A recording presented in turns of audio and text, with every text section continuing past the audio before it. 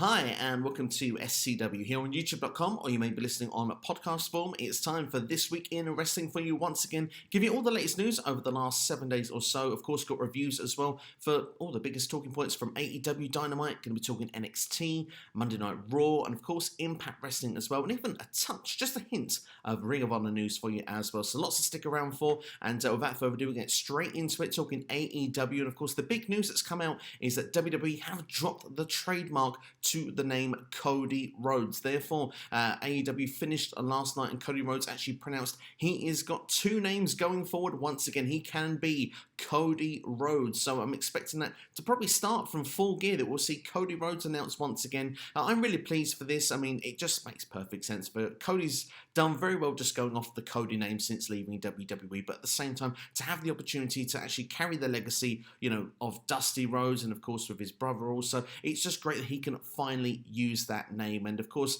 there's a lot of history that goes with it. Cody is making history as we go on. He's doing a great job right now with AEW in general. So I'm just pleased he gets to use the name Cody Rhodes once again. It feels sanity prevails. And of course, there are other rumours going around that WWE have dropped the trademarks also for Slamboree and the Match Beyond, which of course were classic WCW events. And I do believe there were Dusty Rhodes creations as well. I think that's one of the reasons Cody wanted those. And if WWE are not going to use them, then of course they have been using some old WCW names like Halloween Havoc, but if they're not going to, why not? I think it'd be great to have them a part of AEW. Of course, AEW did have Bash at the Beach earlier this year. Of course, that's one that WWE are not using as a trademark also. So I'd be quite pleased to see these brought into AEW. And of course, it's a bit of nostalgia. And like I say, they have history with Dusty Rhodes. So for me, I'm quite happy to see these brought in. And the Match Beyond, just a much better name than Blood and Guts as well. I know that they were aiming to do that War Games style match before the pandemic. Haven't been able to do it since. Probably waiting for the right opportunity to bring that in. But if they can use the Match Beyond, I think that would be much better going forward. But another big story as well on Full Gear, switching gears, you could say, into Full Gear. We have a change up. So we had Orange Cassidy against John Silver was going to be on the buy-in. That has been moved to the main card. And we've got a new match now on the buy-in, which will be the NWA Women's Championship. Serena Deeb, going to be, of course, newly won that championship, will be defending it against Allysin Kay, who has recently announced that she's a free agent. She's no longer under contract with NWA. I wonder if this is almost like a tryout match for her. And of course, hopefully it goes well for her. She could be a good addition for the AEW women's roster. I've been saying certain names that could be brought in that could help over various weeks and months if you've been watching the channel before. Of course, Tessa Blanchard I think would really help as well. And of course, her father is a part of the promotion right now. You look at someone like Kelly Klein, who's available as well at the moment, no longer with Ring of Honor for quite some time now. I think these ladies would really bring something to the AEW women's division, some experience, some some great talent as well. And Allysin Kay is another one of those people that comes in that category. She's a former Knockouts champion in Impact Wrestling, a former NWA Women's Champion. She's been under NWA for quite some time now. She is talent. She's great on the mic. She's good in the ring. She was part of the Mae Young Classic as well not so long ago. I'm looking forward to seeing what she brings to the table. And I really hope that this is another one of those moments that one of these stars come in and it's a knockout moment and they actually can potentially get another female amongst that division. And of course, it's almost like an NWA invasion, isn't it? Of course, we've seen Thunder Rosa in there. We've seen now Allysin Kay coming in. Ricky Starks has been a part of it previously as well. Eddie Kingston. I mean, who's next from the NWA roster? Could we see the likes of Eli Drake or James Storm coming in at some stage? We'll have to wait and see what's going to go on down there further down the line. But I'm pleased that Allysin Kay is joining in. I mean, of course, to say, is this right to be on the buy-in rather than the pay-per-view? I think it's the right call. And here's my reasoning why. I mean, of course, it's great to see two women's matches on the main show rather than one. But of course, at the same time, when you look at it from an AEW hardcore fan, they'll know who people are. From a casual standpoint, I mean, Serena Deeb has not been around for very long.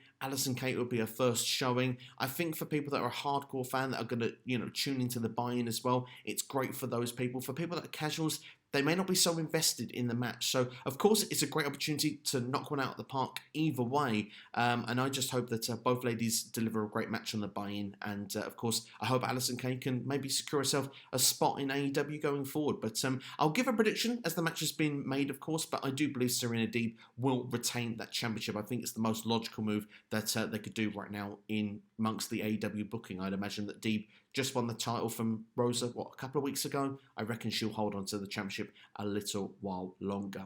Another stipulation that's been brought in as well, and that's for the FTR Young Bucks match. It's been announced that Tully Blanchard, who we've just mentioned a couple of moments ago, he's not going to be allowed to be at ringside with FTR. Therefore, this makes this an even tag team match now between these two. Of course, the stipulation is on the line. If the Young Bucks do not win this match, they cannot challenge for the tag team championships again.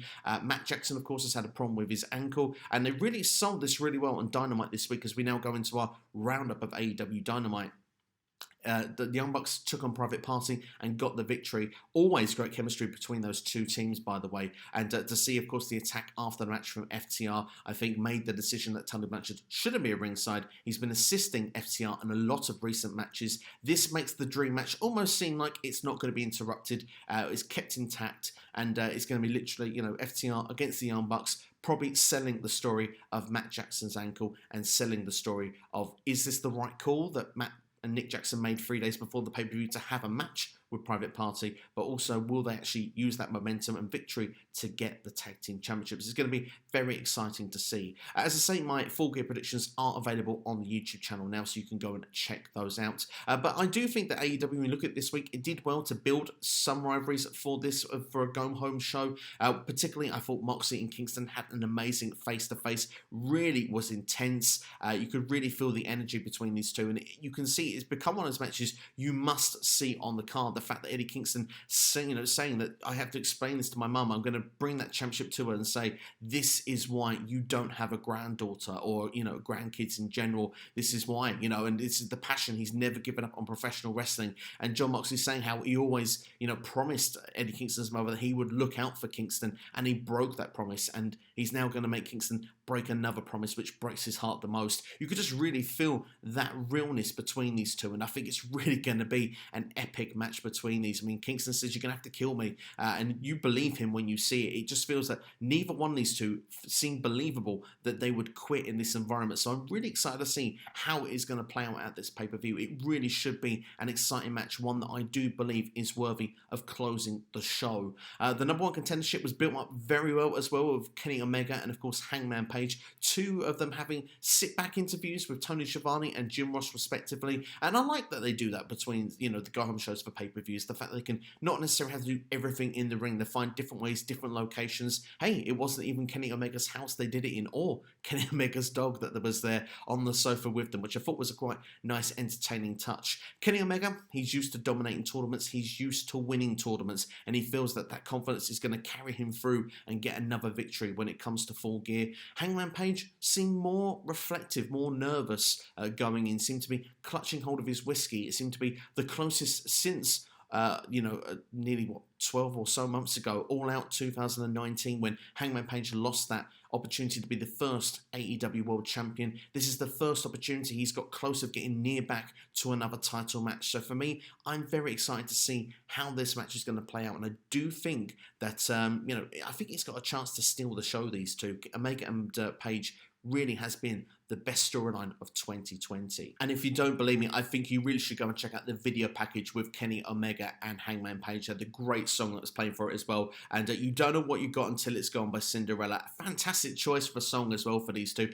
Going through that journey of them as tag team champions, two single stars becoming a tag team and having that chemistry, winning the belts, holding it for so long, and now going on to their own singles journeys. I think it was just poetic the way it was done, and I really hope they use that package just before the match at Full Gear, because I think it really will bring that emotion out, and then these two can go out and probably have a 30-40 minute classic. I really can see that coming. One last touch as well on AEW before we move on. Of course, Chris Jericho was on commentary once again this week, entertaining as always, but he did explain to MJF that he does think MJF is a little bit soft, and that's what he's thinking could be missing of making MJF worthy to being a part of the Inner Circle. MJF, of course, was in a tag team match with Wardlow, taking on Sammy Guevara and, of course, as well Ortiz. Matt Hardy took out Sammy Guevara on the floor, and, of course, the Salt of the Earth was used for MJF to get the victory. Of course, the Fujiwara armbar on Ortiz to tap out, and after the match, of course, MJF attacking Chris Jericho at the commentary table as well. I just thought this was really well done, because you could see that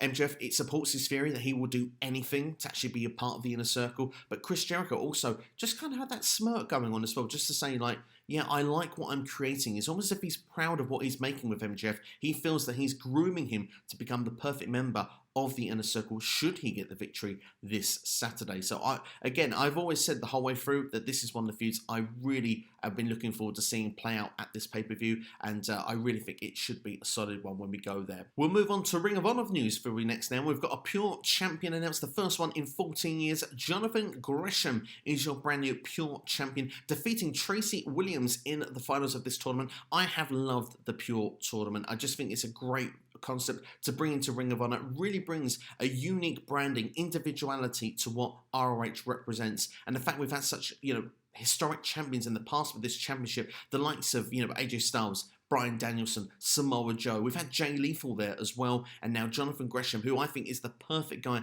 to be holding this championship. He said this is the championship he has wanted in AEW for so long. The fact that he's had that opportunity, he's currently a tag team champion as well with Jay Lethal. For me, this just ticks all the boxes, and I can't wait to see what it brings going forward. The fact that the match with him and Tracy Williams as well was told so well. Gresham, there's a big thing with rope breaks. If people are not aware of this tournament, that you get 3 rope breaks and you don't get any more. And this was, Williams' strategy in a lot of these matches to make people use those rope breaks so he could just take advantage, because then you go to the ropes, it doesn't matter. You can't use that to save yourself, and that's how Williams was actually winning a number of these matches. And the fact that he did that with Gresham had only used 2 rope breaks in the whole tournament, had used all of them in this one, but he found a way to get through. Tracy Williams with an injured shoulder, Gresham managed to stick on, of course, the, poetically octopus, a variation of it to actually destroy Tracy Williams' shoulder to pick up the victory. But I think this is brilliant for ROH going forward, and I can't wait to see where it's going to go from here. And also, of course, they've got some great rivalries built up as well. Of course, Vincent and Matt Taven still going on as well. Looking forward to seeing where that goes. EC3 made his first in-ring appearance, of course, on a losing effort with the Briscoes in a 6-man tag team match. Of course, EC3 wasn't the one pinned, but Shane Taylor and SOS were picking up the victory. They were the opponents in this match. Shane Taylor was pinning one of the Briscoes with his finisher. It seems that they're building towards Taylor and EC3 somewhere going forward, and I'm looking forward to it, because EC3, he's controlling his narrative. He's doing it in Impact, he's now doing it in the Ring of Honor, and it's an interesting path to see where EC3 is going to be going forward from here. Let's talk NXT, shall we, next then. Of course, Pat McAfee has got his brand new stable, of course, and they came riding in partway through Drake Maverick and Killian Dane's tag team match with Everrise, destroying all the members in the ring, particularly Drake Maverick and Killian Dane. I believe Everrise managed to escape. And of course, Pat McAfee took over the ring area with his new stable members, saying that they are the stable that now is taking over WWE. The Undisputed Era's reign of terror is no more. And we went through a history lesson of the UE, and what was very interesting is how they touched on how Roderick Strong joined the group back in 2018, the night before WrestleMania. Of course, ironically at that time, costing him and Pete Dunne the tag team championships, of course, the Dusty Tag Team Classic, I believe, at that point as well. So that was a nice little throwback, a real continuity of storyline and storytelling played from a couple of years ago, brought back into today. So I thought that was really clever. I really enjoyed how that was used. And of course, eventually the UE flag was actually put in the trash can and set on fire as well, just for dramatic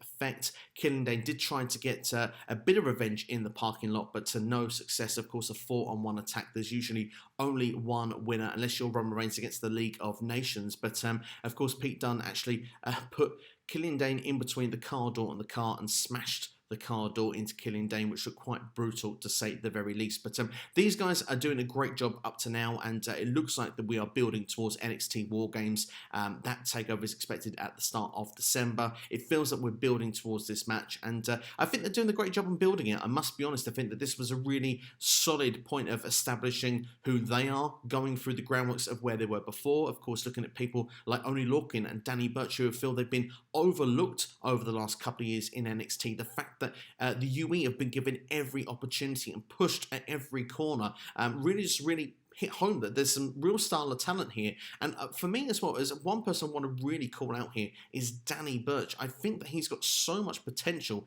as a heel, and I feel that just looking, it looks like the shackles have been let loose on him, and I feel that he looks like a whole different character. I really think that Danny Burch could actually be a star in the making of the way that they're pushing forward in this group. I'm excited to see how they're going to continue this, and I really hope that this is a stable that is continued long into the future, because it really does feel like there's a lot of potential with these guys. And elsewhere on the show, we mentioned NXT TakeOver coming up. I think the Women's Championship match could be set in stone now. It looks likely. Io Shirai on a video package saying that her attention is now going to Rhea Ripley. Of course, it's the match that she wants to overcome Rhea Ripley, and, you know, saying that she's not afraid of getting nightmares and not afraid of challenging Rhea. Rhea said this is what she's been wanting since June. It feels that she's been, you know, put obstacle after obstacle in 2020. She's pleased Io Shirai wants her because she wants to end 2020 the way she ended 2019, and that is NXT Women's Champion. This is the match that's the money match right now in NXT. It feels like the loser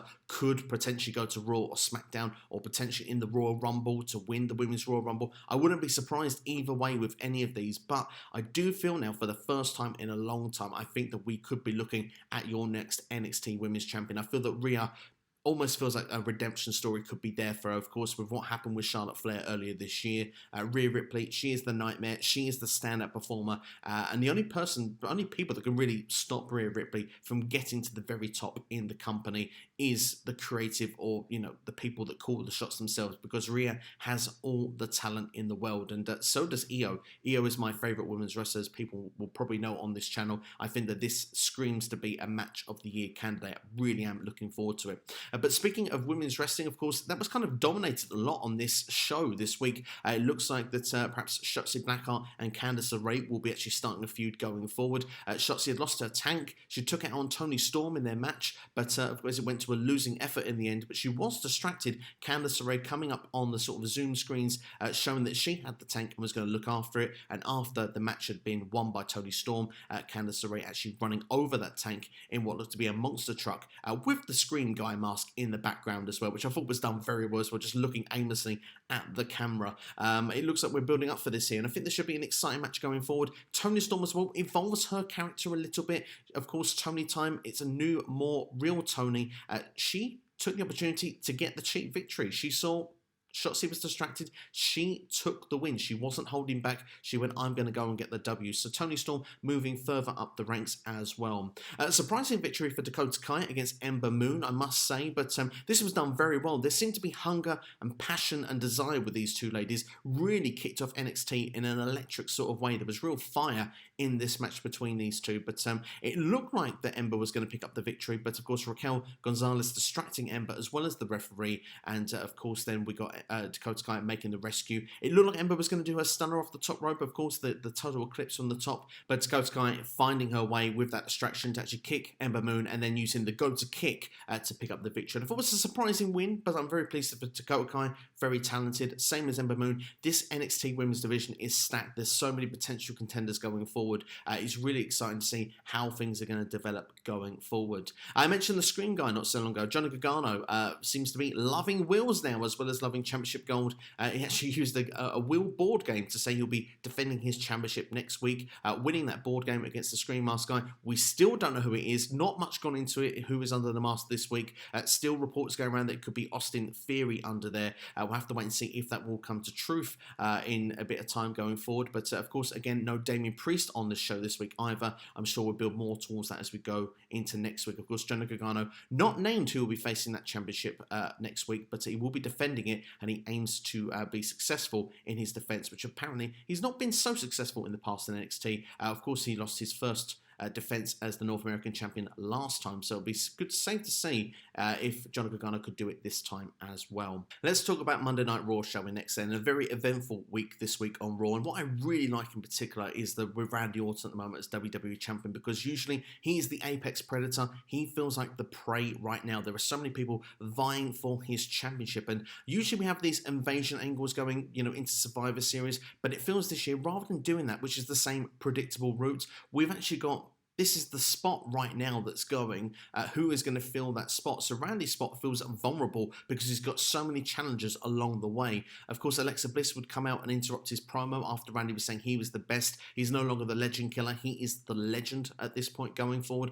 Bliss coming out with her play and pain things on her hands. And of course, it looked like we were going to get The Fiend come out to attack Randy Orton. Drew McIntyre so desperate to win that championship back that he was going to beat The Fiend to the punch, came in, hit a Claymore, which laid Randy Orton out.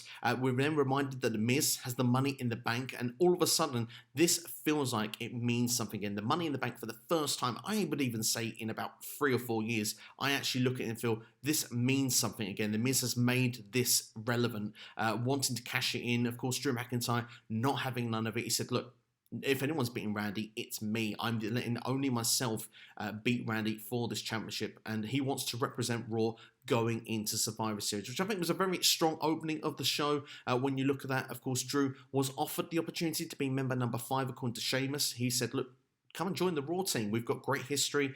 We could be a team going forward at Survivor Series. Drew saying, look, I've got my focus on the WWE Championship. That belt means so much right now, and there's so many different circles of what's going on with it. It's really exciting to see which twist and turn it's going to be, because it's not a guarantee that Randy Orton will be WWE Champion come Survivor Series. Maybe one of these guys beats him and gets the match against Roman Reigns instead, which I think is an exciting prospect, because it's that feeling of not just representing Raw, but being the champion of Raw to represent that position to go against the best of SmackDown. So it's a different twist of how we're doing it this year, and of course it's a safer, what we've got with COVID going on, not mixing all the talents together at this point, building into Survivor Series. I like the way that they are building, because each spot now, rather than maybe there's not so much on the line afterwards, but each spot feels precious, and everyone says, well, that championship spot gets me in there, and that's why people feel so relevant to actually try and take the champions out, not just to be the champion, but to represent their brand. And I think that's really exciting, seeing that going into Survivor Series. But there are reports going around,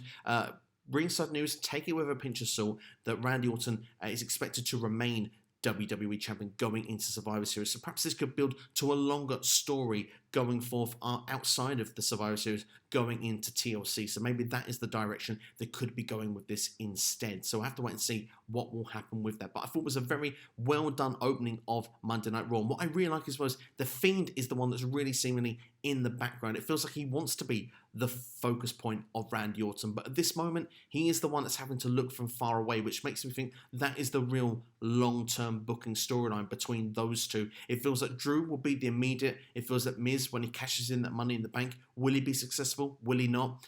I don't think he will. In fact, I will say now where I think he's going to cash it in. I think he's going to attempt it at the Survivor Series itself, either when Randy is lost or during the match with Roman Reigns. We have to remember Hell in a Cell, that The Miz actually did suggest that both champions should watch their backs, and probably will feel he can cash it in and win either championship and make it a triple threat. Maybe that way it protects Roman Reigns, it protects Randy Orton, and The Miz is the one that takes the fall, perhaps to say Roman Reigns. SmackDown gets the point, Roman Reigns looks strong, and Orton hasn't lost in defeat, and The Miz then can go on as normal after Survivor Series. Because I believe it's one that's 10 years to the day since Miz cashed it in on Randy Orton and won the WWE Championship the last time he was the Money in the Bank holder. So I think it would be poetic if they were to do it that way. I think that will be the way that they will book it at this point in time. I mentioned Drew and Sheamus in that just a minute ago as well. I think that probably will be a feud as well, looking at TLC. If we perhaps get Drew and Randy on Raw before we get to Survivor Series, maybe we could get the Sheamus-Drew feud at TLC. Maybe that will play into the Royal Rumble as well. Maybe it's going to be a longer-term storyline if we do get Randy versus Drew versus The Fiend at TLC. There's lots of different twists and turns. This is what I think at the moment is a real strong point on the Raw booking, because although Raw, it's the longest show, yeah, not everything they do is great, but I must admit what they're doing with this right now, there's lots of different layers. Everyone is finding their feet, and it feels at the real top end of the card, they are booking things right, in my opinion, and I will stand by that. I think that they are doing really good at the moment. It's strong booking. It's just to see if it will carry on that way going into Survivor Series and throughout. One thing though that's not so strong in my opinion of the Raw booking is the actual Women's Survivor Series team, the 5-on-5. Now, of course, we had a Women's Tag Team Championship match this week. We had Nia Jax and Shayna Baszler defending and defeating Mandy Rose and Dana Brooke. I thought that's where they were going to go with this after Survivor Series. It felt that with these two teams in there, Mandy and Dana were probably the strongest team on Raw. They've thrown this match away already, and we have a Survivor Series match here. Shouldn't they be all trying to get along? Maybe they don't gel right now. They should do things to make people get along. Although I say that about the women's team, actually AJ Styles looks like he is trying to get everyone to get along on the Raw team. But what I really like with AJ is his character work in this, pronouncing himself as the captain of Team Raw, knowing that he's got, the bodyguard in his background to look after him as well, should anything go a bit pear-shaped. Keith Lee and Sheamus were having none of it. Braun Strowman coming out, suggesting he should be part of the team. AJ talking Adam Pearce into agreeing to make a triple threat match. So if Braun won against Keith Lee and Sheamus, that he would be a part of this Survivor Series team. A great triple threat match. Really enjoyed it. Okay, Keith Lee is not winning again, which probably isn't the best thing, but he didn't actually get pinned in this scenario, which is usually what tends to happen with Keith Lee on the main roster. But Braun Strowman winning this match, being a part of the Survivor Series team, really makes a lot of sense in one way, because Braun Strowman, his track record at Survivor Series is very strong. He's defeated so many opponents in these Survivor Series matches. Outside of Randy Orton, I'd say he's the best bet that you'd want to have on your Survivor Series team. The only problem with it, for me, again, it's someone that was on SmackDown not so long ago, so it kind of feels like Team SmackDown under the red brand against what will be SmackDown's team when they are announced. But at the same time, I do think this team looks good. AJ then wants to rally the troops, get them all to get along.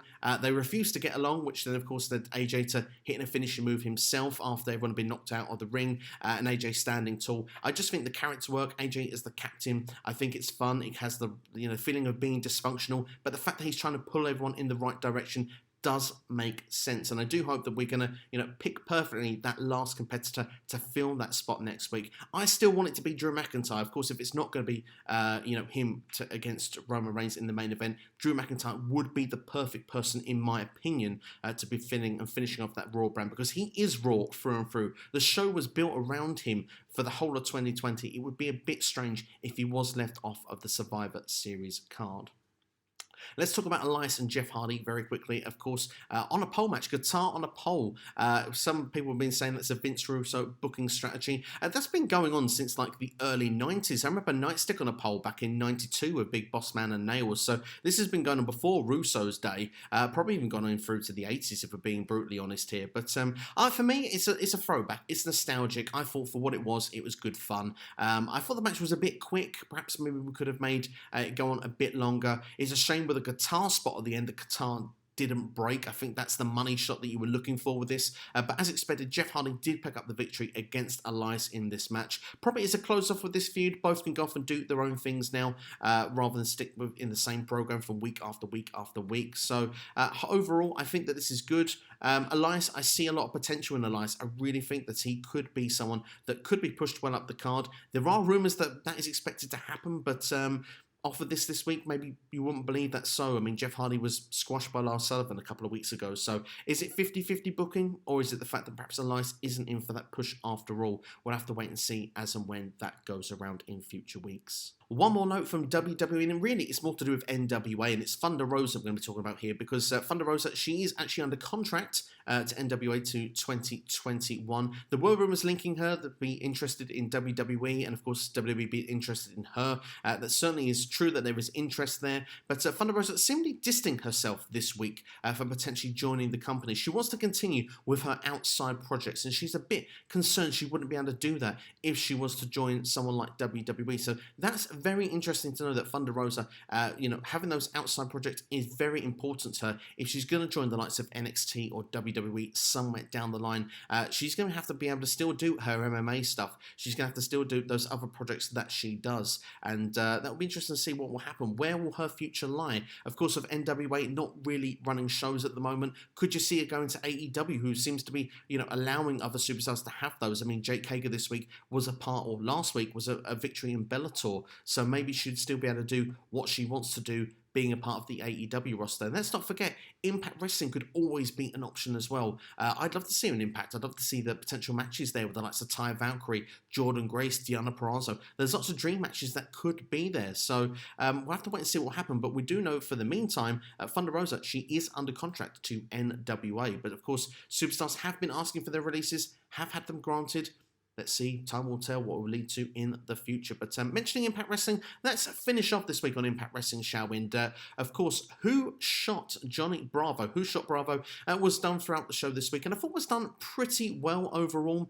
There was a couple of nitpicks, I would say, with this, but Tommy Dreamer was doing the investigations. He's narrowed it down to 10 superstars, but we didn't really see him, interrogate a lot of the main suspects. Maybe we're going to get that in future weeks. There was no initial, as well, reaction from Rosemary on the show, and I felt that was a bit disappointing because, of course, Rosemary, Taya, two people are very tight in with Johnny Bravo, and you would have felt that although there's lots of people that could be candidates here, I would have liked to have known what her reaction would have been instantly. Would she have been upset? What was the situation going with her? Instead, we saw interrogations with the likes of, Johnny Swinger in there, and of course, Cody Deaner as well, which, for me, we know, of course, they could be potential suspects, but not really likely to have meant much at the end of it. So for me, I would have liked to see more of those other people, but we did see the 10 names there at the end, which did feature Rosemary, of course, Taya Valkyrie, James Mitchell was involved in there. We saw Falabar, of course, was the best man. Hernandez owed money. There's lots of different contenders that it could or might be. We'll have to wait and see over future weeks.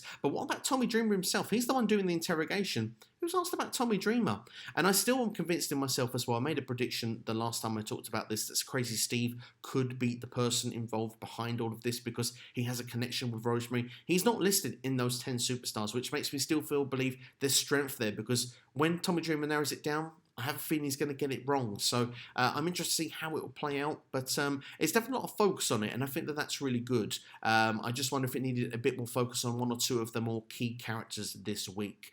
One other thing as well that did really well on Impact this week was building up for Turning Point. We're going to be taking place on Saturday, November the 14th. 5 matches have been announced, and a predictions video is coming on the channel tomorrow, so make sure to go and check that out. There'll be 4 more detail with Impact Wrestling from that as well, but I'll give you the matches on here now for you. Of course, we've got Rich Swann defending the Impact World Championship against Sami Callihan after Sami Callihan picking up a victory this week, defeating Eddie Edwards, and of course as well Rich Swann in a tag team match, pinning Edwards with a pile driver. What was interesting as well was tag team partner was Eric Young. Ken Shamrock actually with the assist on the outside there, helping the distraction to actually get the victory. Josh Matthews suggested the idea of a stable here, and I think Impact is missing a stable. I would kind of like to see these 3 as a tandem. I think it could be quite interesting. The world-class maniac in and amongst with Sami Callihan, who's, let's be fair, a bit of a maniac himself, and the world's most dangerous man. Eric Young feels quite dangerous as well. This feels like it could be a very interesting unit. I would be kind of keen to see these 3 as a stable. I think that certainly would add some fear factor into the rest of the Impact roster. So I'm throwing a plug out there. I think I'd quite like to see it. I'd like to know your thoughts in the comments below. Elsewhere on the show as well, Moose will be taking on Willie Mack. Of course, there was an attack backstage on Willie Mack, which will lead to this match at Turning Point. We've got the Knockouts Championship as well and a no disqualification match. Su Yung will be taking on Deonna Purrazzo one more time. There was a false finish. Of course, Su Yung was disqualified this week on Impact Wrestling after a match with Deonna Purrazzo, which was a championship rematch. Su Yung using a steel chair, which caused the DQ. I'm pleased by this. The fact it's been dragged out to Turning Point just purely because, this is probably the money match right now. This is the big match that you can get in Impact Wrestling at the moment. So for me, when it comes to the knockouts, I want to see this saved for a pay-per-view special, and I think that with the no DQ stipulation, it just adds extra flavour from the matches they've built up to now, and I think it's really exciting. I'm really looking forward to it. We've got the Impact Tag Team Championships, of course, as well. We've got the North defending against the Good Brothers, and finally, we've got Brian Myers going to be taking on Swoggle. So those are the matches so far announced for Turning Point. If there are more matches announced, I'll do a separate video for it, but of course, do check out the preview and predictions video that we're dropping on the channel tomorrow if you are an Impact Wrestling fan. But to finish off this week, I wanted to quickly talk about Kylie Ray. Of course, she did no show at Bound for Glory, and she wasn't a part of the TV tapings either for Impact. She's now actually announced that she's not very well on social media, and she's now come off of social media as well after this, but she's not very well. Not really said if it was mental or physical, but she's no longer going to be a professional wrestler, which is very sad, of course. I mean, of course, she was a great pro wrestler, and she was really coming into her own there, getting to the championship picture. Who knows, maybe she was going to be the Knockouts champion at Bound for Glory. We'll never know at this point, but I do wish her well. I do hope that whatever she decides to do next, that she's happy, healthy, and well, and that's all you can wish from this point going forward for Kylie Ray, and of course, it's sad to see that she's leaving the world of professional wrestling. Of course, a lot was predicted and promised in her future, but you never know. Maybe one day, if it's something that she maybe wants to come back to, she may be better come back in. I think Impact Wrestling have handled the situation very well also, and I do wish her all the very best going forward. But that's everything for this week in wrestling. Hope you've enjoyed the video as always. AEW Full Gear predictions are available for you now. As I say, Impact Turning Point predictions will be coming on the channel tomorrow. The Q&A Ask SCW will be coming up this Sunday. Get your questions in. Leave the hashtag AskSCW and do drop in the comments below. I'd like to know your thoughts as well on the channel. Just a quick little thing before I leave you today. Just wondering, as a viewer, as a subscriber to the channel, of course, always appreciate your feedback. What you are liking on the channel. Maybe the videos that you enjoy the most. Are you, with the Q&A, it's great to see that lots of questions coming in every week. Are you enjoying This Week in Wrestling? Would you prefer that this was done as more review shows, maybe shorter videos throughout the week, or do you like it in the weekly podcast form? I'd like to know your thoughts in the comments below. But of course, is there other things you want to see on the channel as well? This is the People's Channel. I want to give you guys what you want to see. I'm hoping to bring a few more things to the channel in the coming weeks and months. Hopefully, want to get back to doing more podcast stuff as well, interacting with people also. Hopefully do a few more review shows, maybe some blasts from the past as well. I'd like to know your feedback in the comments below. If there's anything that you'd like to maybe suggest, share, let me know. I'm always willing to take those suggestions on board. But that's all from me anyway. Thank you for watching. I'll see you guys next time. You've been watching SCW This Week in Wrestling, and thank you for watching, listening, subscribe, make sure to follow, and I'll see you guys next time. Take care, have yourselves a great week.